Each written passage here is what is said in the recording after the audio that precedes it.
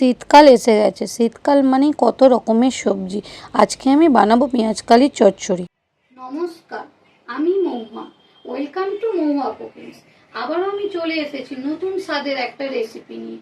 চলুন বন্ধুরা, রেসিপিটা এবার শুরু করা এই চচ্চড়িটা বানানোর জন্য একটা আলু ছোট ছোট করে কেটে নিয়েছি, বেগুন নিয়েছি অর্ধেকটা, সিম কিছুটা, আর পেঁয়াজকালি নিয়েছি 100 গ্রাম, আর নিয়েছি বড়ি ও চিংড়ি, আর কিছু গুঁড়ো মশলা নিয়েছিলাম, হলুদ হাফ চামচ, লঙ্কা গুঁড়ো হাফ চামচ, জিরে গুঁড়ো হাফ চামচ, 5 ফোঁটন শুকনো লঙ্কা, 7 মতো নুন।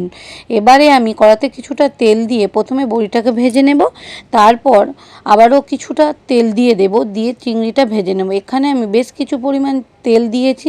ওই চিংড়ির তেলেতেই আমি শুকনো লঙ্কা ও 5 ফোঁটনটাকে দিয়ে দিই, কারণ চিংড়ি ভাজার তেলেতেই যদি চচ্চড়িটা বানাই খেতে কিন্তু দারুণ টেস্টি হবে।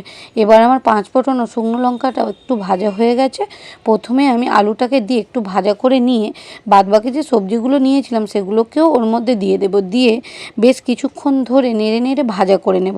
একটু সবজিগুলো নরম হয়ে এলে ওর মধ্যে আমি যে গুঁড়ো মশলাগুলো নিয়েছিলাম সেগুলোকে দিয়ে দেব, দিয়ে আবারও বেশ কিছুক্ষণ নাড়াচাড়া করে সবজিগুলোর সঙ্গে মিশিয়ে নেব।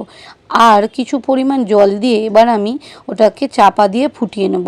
এবার আমার একটু ফুটে এসেছে, ভেজে রাখা বড়ি ও চিংড়িটাকে ওর মধ্যে দিয়ে দেব, দিয়ে আবারও বেশ কিছুক্ষণ চাপা দিয়ে। বন্ধুরা, এই রেসিপিটা ফেসবুক থেকে দেখলে ফলো, আর ইউটিউব থেকে দেখলে সাবস্ক্রাইব করে দেওয়ার অনুরোধ রইল।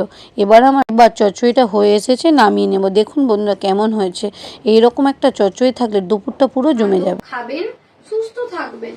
দেখা হচ্ছে কিন্তু নেক্সট ভিডিওতে। বাই বন্ধুরা।